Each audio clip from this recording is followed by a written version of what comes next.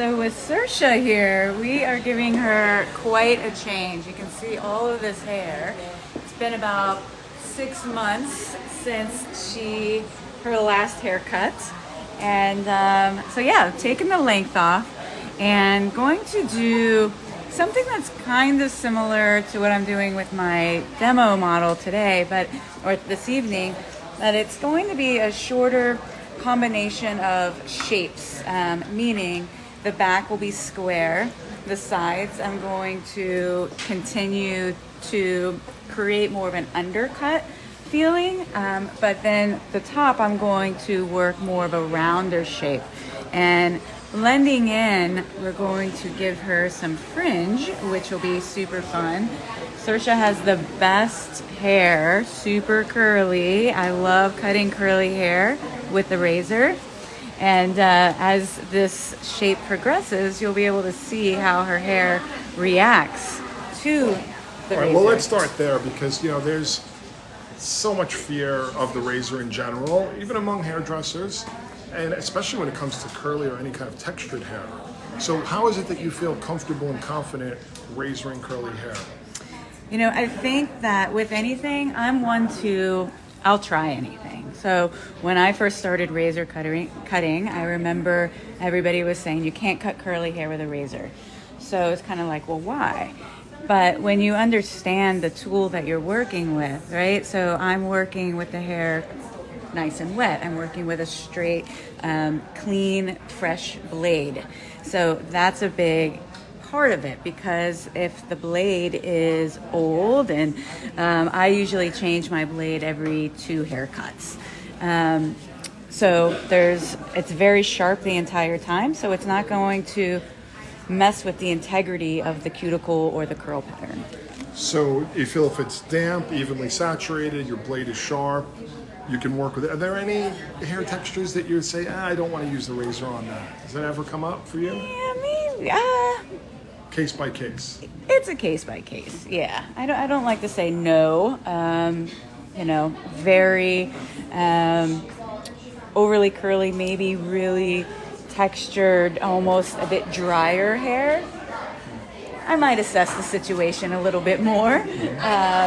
But there is always a case where you might use a leave-in conditioner if somebody has like more textured or more frizzier tendencies. And why the razor in general? Why is it a tool? Was it something you started using right away in the beginning of your career, or is it something that you picked up a little later? And most of us, we start off with scissors or shears, cutting clean shapes, and then go from there. How did it work for you? The same. So I was working with scissors and creating very structured shapes. That's how I learned. That's how I started my career. And from there, I started working with the razor. Totally different style of blade. There was more of I like to refer to it as like the medieval torture device. That's what it looked like to me now that I look back. So I think I know the one you're talking about, the silver metal TG with the blade on top. Yeah. Well, I mean, a lot of people start off with that. Totally. And, it's just like a progression. It's a natural progression. So I started working with a straight edge. And it's allowed me to still create fundamentally structured shapes, right? So I can create my perfect lines and sections. I can create my elevation with it. There's still structure to it. It's not completely destroyed and diffused. Yeah, I mean, most people think like, hey, and someone just mentioned I've started using the razor recently to devolumize hair. But I think lots of times people think, yes, for texture, take a lot of weight out, but you're actually putting in a line with your razor. Right now you're not just kind of, for lack of a better word, texturizing the hair. You're controlling the shape. I'm controlling it, yeah. And so it's all about the opening or closing of the blade. So what I mean by that is like more closed, you're going to create a solid line. The more you open it, the more you create texture and remove weight and stuff. So, you can play around with that. And that's what I find so fun about working with the blade. It's just another tool that you have to use on your clients and to keep things exciting for them and for you. So just coming through and, just taking the length off before I even really get into my layering. Saoirse has a lot of hair. So just coming through and getting as much of it off as I can. If someone, hairdresser, is watching this and perhaps they haven't done much razor cutting before, what would be some of the things you would suggest they do to get started? I love when people start with blades that have removable guards. Okay, I think that's very important. So don't jump straight to no guard. No. We've seen some tragedies happen. Yeah. I think the removable guards are cool because you can slide them down. You can, get the feeling of what the tip feels like and what a straight edge feels like. And then you can cut your shape in with the scissors so you know that it's structured and it's great. And then maybe you go through and you take the weight out with the razor. So a good way to get started, you can, and even on Hairbrain Pro we sell this type of folding razor, but they all come with a plastic guard. Perfect. That you can slide off or slide on. And so start off maybe using it just to texturize, and then you move the guard a little bit to use the tip or the heel until eventually you kind of get the training wheels off. Yeah, 100%. And it's super fun because you can practice every day with your clients. And I think that when you go to a class, a lot of times you'll practice in the class, but then you go to your everyday clients and you're like, no way, I'm too scared. And this way, if you put the shape in with your scissors, it's sound. And then you can reverse it once you feel comfortable. Then you can go in and start putting the shape in with the razor, and then you can refine it with your scissors. So you can play around that way, and that really allows you to practice on a daily basis. All right, so you've got some length off, and now you're kind of taking a different type of section? Yeah, so now I'm gonna start working from the front to the back, and I want to carve out around the eyes, the cheekbones. There's so much hair here that I need to fill in I'm gonna be able to fill in the blanks. So in a way, is this like an undercut? I'm undercutting. One thing's happening underneath and then something different on the top? Correct.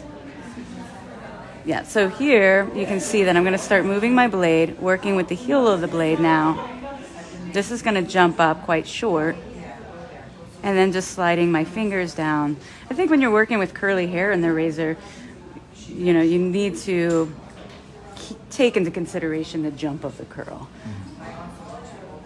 Yeah, that's kind of the main thing you have to understand. If the hair is going to be wet and you're using tension and stretching it, it's going to shrink up. Correct. A lot of people like to cut curly hair so they dry to kind of avoid that, but maybe the razor and dry hair aren't such a great combination.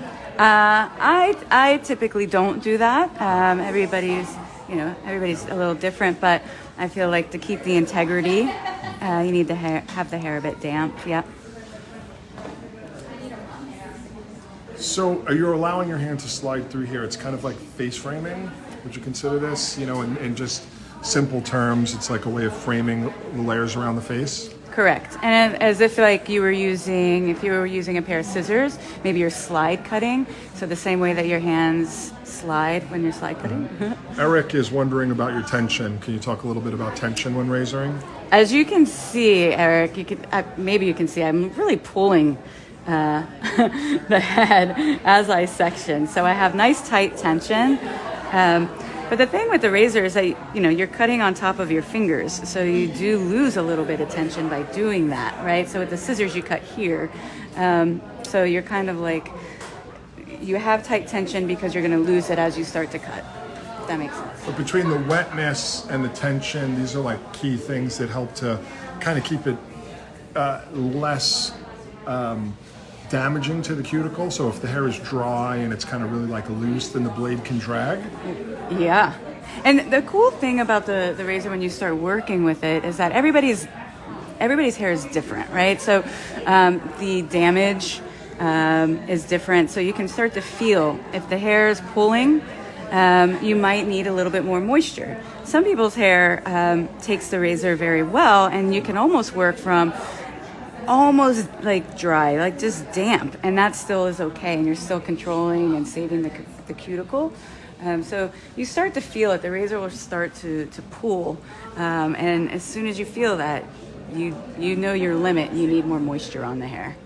So are all the sections now being brought to the same guideline, or are you kind of moving with it a little bit? So I've kind of started to work more. I'm pivoting a little bit around. Maybe pivoting is the wrong word to say, but I'm kind of stepping to the side a little bit. So almost a little bit of a rounding of my corner. Moving into it a bit. Yeah.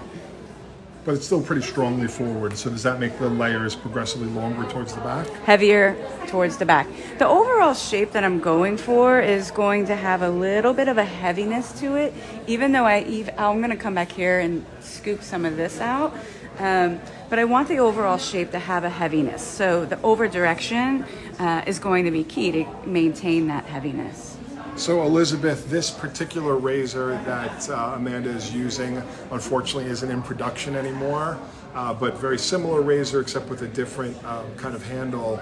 You can find those at hairbrain.pro. It's called the Feather Plie. This was some special ones that we made a while back, but they're not around anymore, unfortunately. They also, at Bumble and Bumble, they have the same kind of razor, the Feather Plie. So just taking a minute to see how the hair is reacting to the layering. Really opening up the face there. Yeah.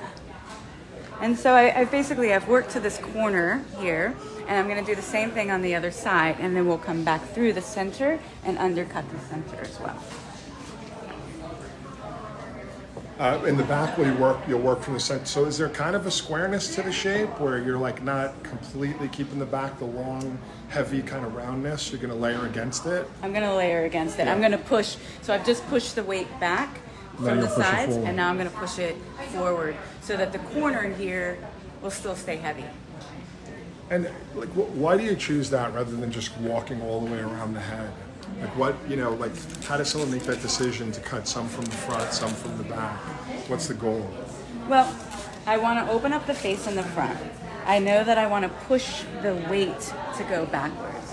But then I also know that I want this corner to still be weighted. So the back, there's a ton of hair back here. So I need to get some of that out of there as well. So the undercutting from short to long is going to scoop that out. And then if I over direct everything to the back, then I maintain my weight in the corners. And that'll still keep like a sense of length here on the shoulder? Yeah. So that pushing will allow us to keep that. So by over directing, I'm working down to my length that I've just created. And how do we get balance here from side to side since there's no guideline? Use facial cues or? Yeah, totally. I use face shapes, facial cues, the eyes, the cheekbones. I'm always playing around with,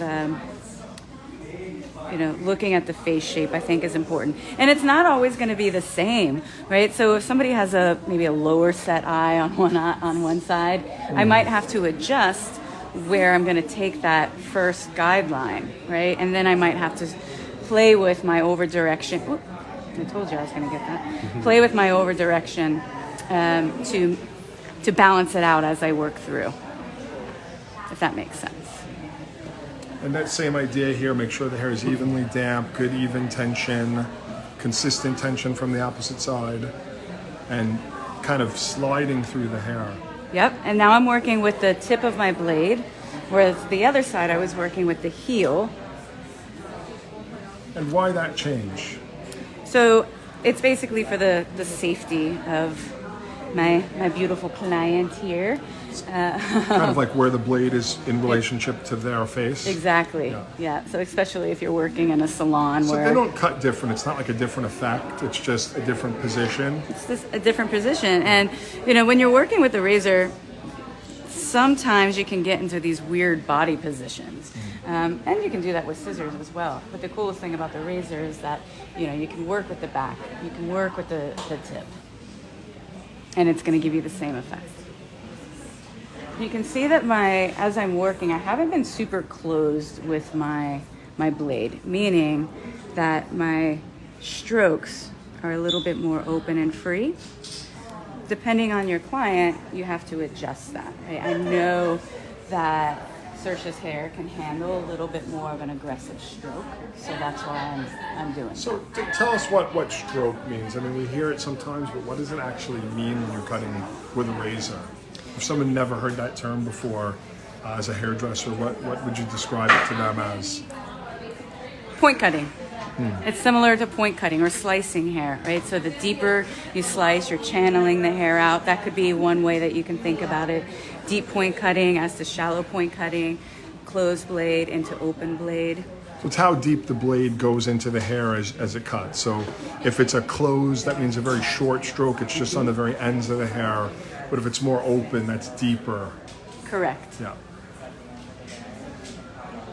Okay. And it takes, a lot of control to do that. I think it's one of the main differences between scissor and razor, right? That ability to control the stroke.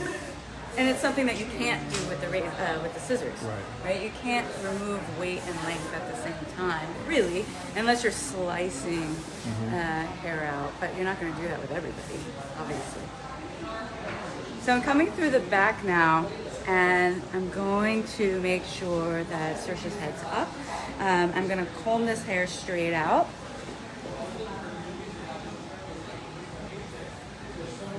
And now this is when, I need to know the density is equal all the way around, because I need to fill in the blank that I'm about to create, the space that I'm about to create. So looking at the natural curl of the hair, seeing where the bend is, that's where I'm going to go. If I go any shorter, then knowing her hair, it's just going to go really short. But I want to flatten this out, so I'm going to go right about here. So it's kind of a great tip to find how that hair bends. Correct. Yeah. And it's really good to know when you're working with somebody that has wavy hair. So wavy hair as opposed to curly hair, it can react differently to the razor. So if a lot of people get scared to undercut, right? And so they keep. So if you're just joining us, you can see that we're working with Amanda Jenkins. She's doing a beautiful razor cut technique to prepare one of her models for tonight. Tonight is Razor Fest here at Bumble and Bumble University, and Hairbrained has joined in to do a segment of hairdressers that are razor lovers, razor educators. This tool is so incredible and it's made such an impact on our industry. And today here at Bumble and Bumble University, that's what it's all about. We're going to be welcoming in a whole bunch of hairdressers from the Bumble and Bumble network. They're going to have demonstrations from some of the Bumble core educators. And then Hairbrained was asked to come in to be kind of inclusive of how this razor technique has affected our whole industry. So we're going to show the variety and the different approaches. Amanda is one of my favorite educators. We worked together many, many times over the years, so we had to have her included. We've also got Jacob Kahn, Ben White, and Jane Matthews, along with the Bumble and Bumble core team, Coco, Frankie, Brittany, and James. So we're going to have an awesome evening here. There are going to be some more of them coming up throughout the year and into the future, and hopefully you'll be able to attend in the future. Let's get back into Amanda's technique so we can really see how it's progressing. So I just completed this left panel, and you can see compared to the right how heavy the right side is. But the cool thing about the razor as well, it blends, everything melts together. And when you're working with curly hair, I think it's just beautiful that you can melt the hair together like this. So I'm just going to continue on my right side, taking slight diagonal forward sections, slight. And then over directing all my sections into the center. So Catherine was just asking about Razor Fest. So tonight's event, Catherine basically filled up immediately. But in the future, just be sure to watch Hairbrained, and we'll make announcements of any future things that we do here at the university or any other events like that. So if you're not following us, make sure you follow us on Instagram. Also Bumble and Bumble Pro on Instagram, so you can hear the announcements of things that are happening here at the university. So you can see them working from short to long, all the way down to the length that I created at the beginning of the haircut. Again, just over directing everything to my center point. This is allowing me to create weight at the corner area. The overall shape, I want it to be a more of a weighted look. Feel like the past trends, everything has been a little bit shattered. So I'm personally moving my clients into a heavier weighted kind of feel. Let's talk a little bit about, the razor. Like you use the word personal. And when I think about the razor, I say this all the time. Well, I can teach hundreds of people how to hold a razor and move a razor, but every single one of them, the end result will be different and unique. How has that expressed itself in your work, that kind of uniqueness? I was thinking about that question actually on my way here, and it's amazing because what I love about hairdressing and what I love about hairdressing right now is that everything is for the individual. Everything is blurred, and you can't say this is for that person, this is for that person. The razor just allows you to create that organic personality for each client. I love that word blur with razor cutting, because that's what I think of if you really understand the fundamentals of scissor cutting, but then you blur it all. That's great razor cuts, just make it all a little bit blurry. All right, so here's the fun part. So you probably saw that I started to take this section down and I decided not to. So I wanted to get to my focal point, which is the fringe area. So I'm going to come through and I'm going to work from short to long,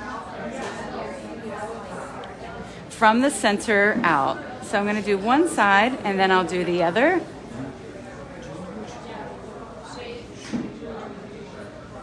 I mean, we all love a curly fringe, right? So, I'm never going to turn down a curly fringe. Well, again, lots of people would be kind of petrified to cut a curly fringe. So what are some of the tips here? Is it just kind of exactly the same concept as what you've been doing? Same concept. Just be very mindful of the curl jumping, right? So I'll go a little bit longer at first maybe, and then I can adjust it. So give yourself length, allow that hair to kind of jump up and then read it. Yeah. There's nothing wrong with doing a section and then going, okay, we need to go a little bit shorter with that. I think a lot of times hairdressers feel that once they cut it, they have to stay with that. But I'm one to see what's happening, read it, and then continue. Absolutely. And now what about elevation here? It feels like as you're combing, you're lifting a bit. Is that to get some more lightness in it? Yep, so I'm combing from the base of my section. I'm making sure that I'm not combing down, and I'm combing straight out. And I cut a lot of my fringe like this because it softens the edge. You can cut the strongest fringe, whether it be with a scissor or a razor, but if you start to elevate it like this, you soften it, and it just makes it look just more beautiful, in my opinion. And what about the stroke? So do you have to keep the stroke a little more closed here, or is it as open as it's been? Mine's just as open. It's pretty much consistent all the way through. Yeah, it doesn't have to be though, again, depending on the hair. And maybe the client's hair changes throughout. The cool thing about the razor is you can adjust and you can play with the density. So if you have a client that has fine hair in the front, right, and then it's a bit thicker in the back, you can have more of a closed blade in the front, so that'll kind of thicken it up a little bit. And then as you move to the back, you can have an open blade, which will start to release some of that density. But here, Saoirse's hair, again, it's pretty consistent all the way through, and it's pretty awesome. It's hair envy. Again, are you letting your hands slide a little bit here? Is it like that short to long vibe, similar to what you did in the temples? 100%. Yeah. Still keeping the same thought process. Think about, you want to slide your hands, your fingers, just as much as if you were sliding, or if you're doing like a scissor over comb. That's how I like to teach it in a class. Scissor over comb in a class, you're doing both, right? When you're doing this with the razor, you're sliding both at the same time. Combing from the base of my section. I mean, it seems like the combing is like half the battle, you know, really combing consistently and thoroughly. I think sometimes we don't think enough about that. No, you know, and also like the comb that you're using, like the teeth, you have to have nice tight tension when you're razoring. And you're using like the fine side of that comb for sure. Yeah, definitely. You know, a lot of times in classes, and you've probably done this, where you give people combs because you're like, try this. Yeah, and especially with the razor, because we need that even tension. We want that hair like a sheet of paper, so that you can kind of draw on that sheet with your blade.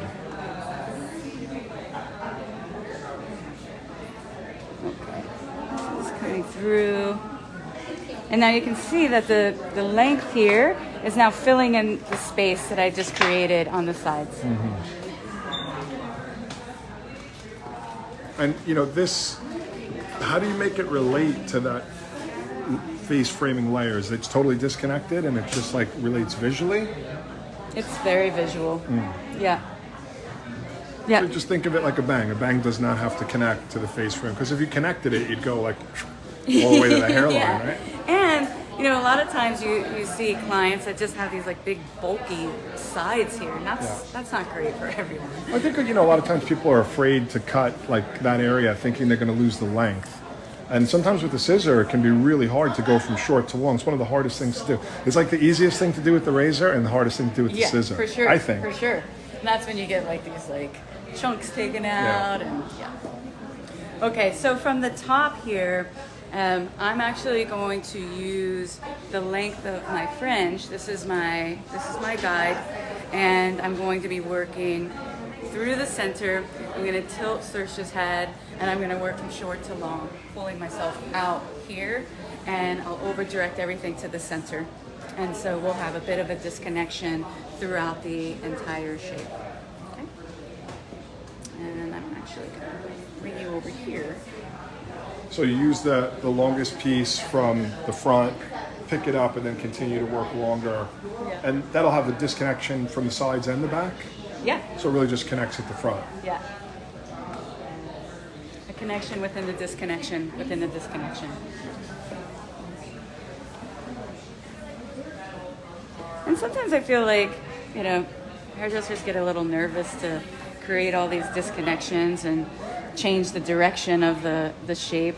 And I think that, you know, that's what makes hairdressing fun, is knowing that you can do it and understanding the reason why you would want to do that. And then if we get back to that blur concept of the razor, it makes the disconnections a lot less scary, because it's not like one lump sitting on top of another. And lump sounds like a bad word, but it's not something blunt or solid. You know, it's already got that tapered quality, so it just like melts in to the hair beneath it. Definitely.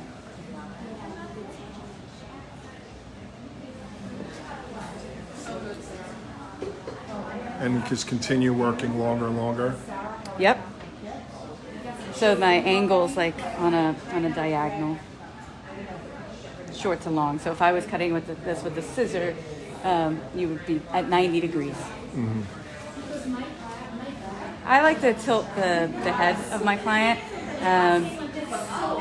You know, you could flip your wrist and razor this way. That's totally fine as well. I feel like that's just a comfort level.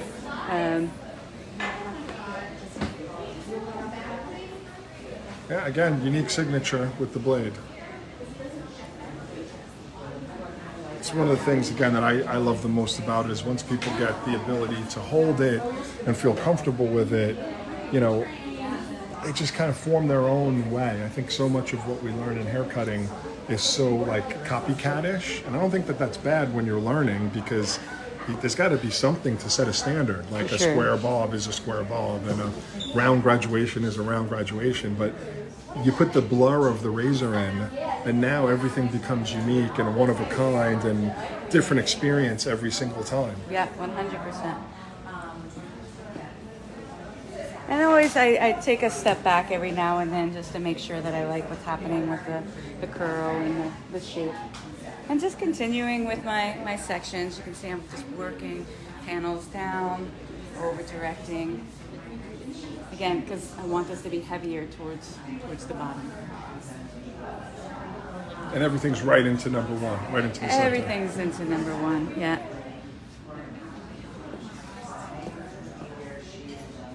And that same depth of stroke, pretty open, that you've used all throughout the whole cut.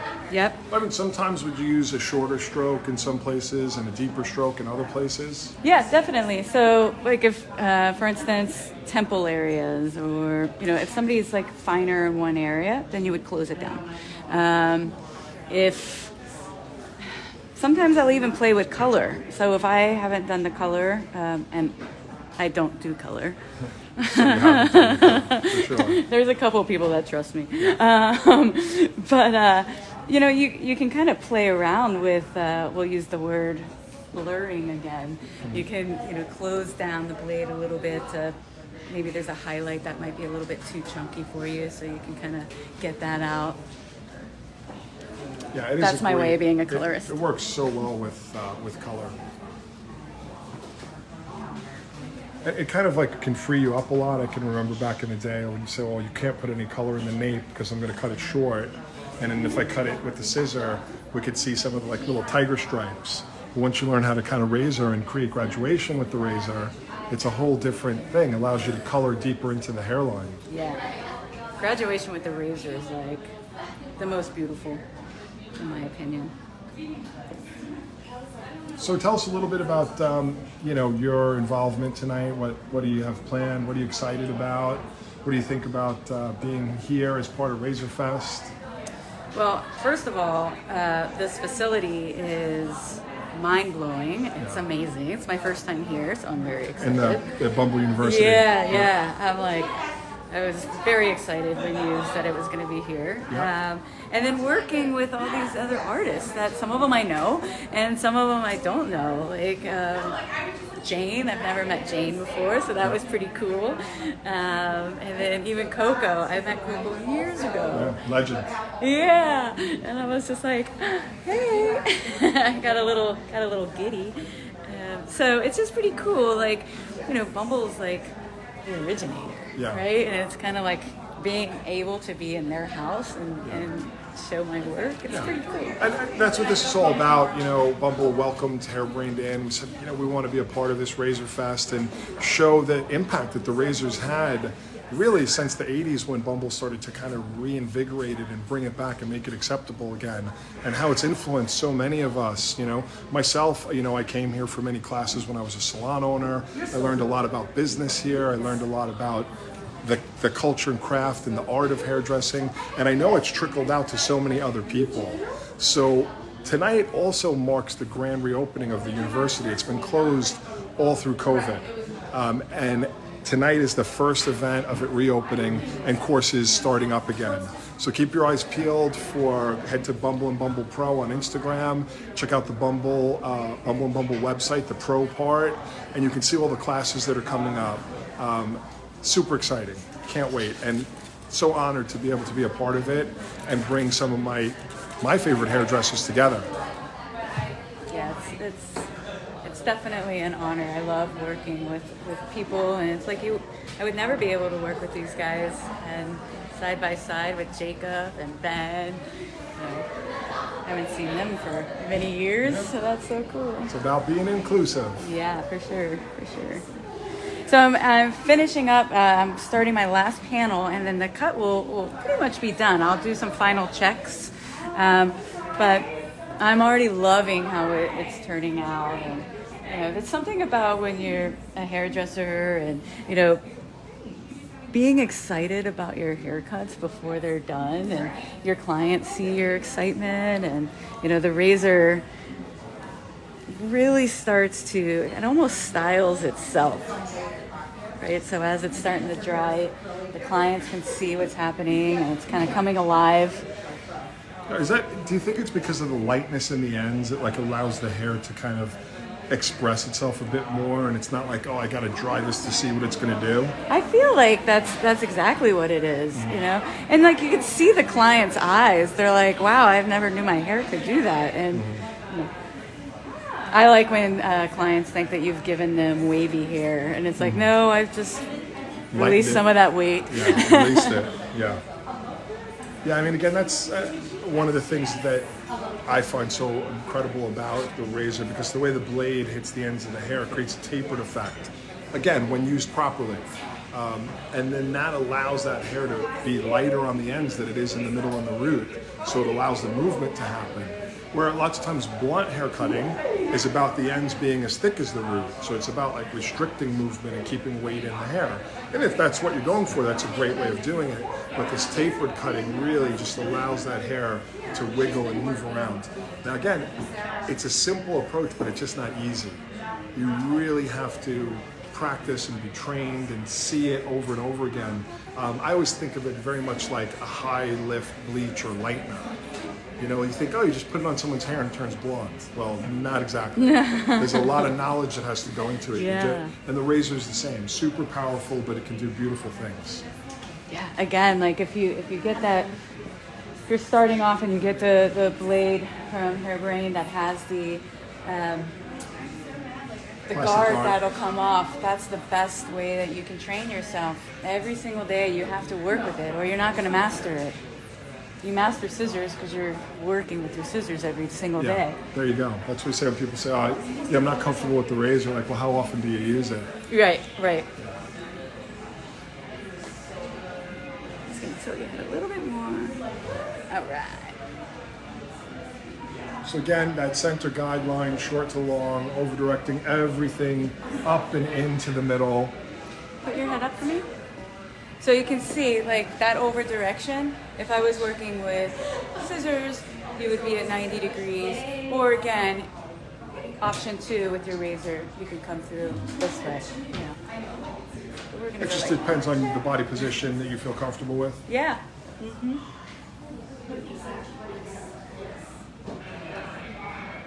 And Saoirse's quite tall, so, you know.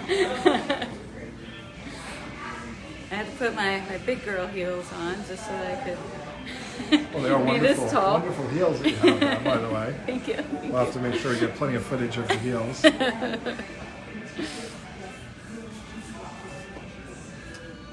So just doing a little final comb through. All right. So now I'm just gonna shake her out.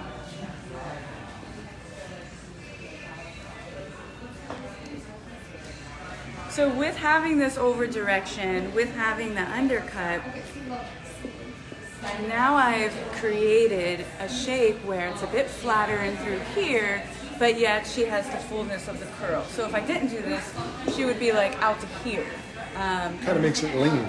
Yeah. It's like liposuction for the hair. Just kind of takes the fat out of the middle. Yeah. Right. That's that, you know, that kind of collapsing of short to long over short to long, when it all falls down. And without, and you know, I mean, although the ends are very tapered, you didn't do any like weight removal yet. I mean, you might do some now, but I haven't seen you do any like tipping or slicing. No, or... not at all. I'm gonna clean up my perimeter edge real quick. I've got, because of the over direction, you know, right here at that corner, remember my sections went diagonal back, I had a corner, I came around. So I do have a little bit of length here. I'm going to take off. And then coming through, I'm going to take a little bit of weight out of this area here. Again, this is my corner. But that's kind of it. I don't think we need to do much. And I think that that's just because of the way that I was handling the blade, meaning the blade was a bit open. So a lot of the edges have been freed up. And within the first like half an inch, there's a little bit of weight that's been removed as well. So literally some of that is overhanging. So like from all the over direction, your longest layer kind of, so you've got that concave underneath, the concave on the top, and then you kind of take off the excess length. Yeah, you can see here. Like, so this hair is filling in the blank here. And then this hair is kind of filling in the blank around in here. Cool. It's interesting how, you know, you don't see any separation between the two. No, that's... I've always thought like the texture at the ends of the razor, it makes the hair like Velcro, where it kind of like goes together. Yeah, definitely. And you know, it's all about measuring out the head shape as well. You know, I always tell people when they're going to undercut, they really need to take a few moments, because not every head shape's the same, right? So, you know, there might be more weight here, there might be, you know, there's always something going on, so you have to adjust. And you want to make sure that there's even density throughout wherever you're going to undercut.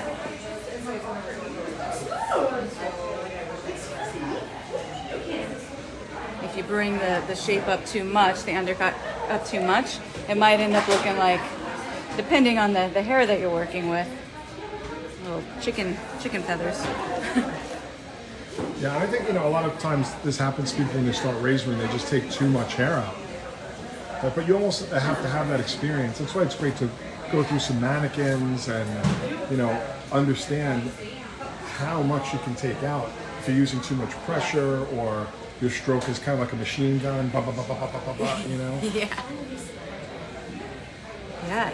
You know what? I'm actually just going to take the weight out of right here, take a little bit of a channel. When I move the hair around, this is that's the heavy flop. So that's what I'm going to do, and then I think the shape is going to be done.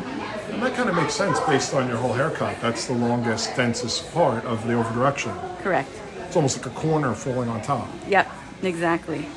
So when I look here, now I'm like looking at the weight that's sitting midway through. I see that the dark, that's the heavy spots. So I'm just going to come through. Look through the hair and create space. Yep. So negative space. So now I have this curl is going to fall in here.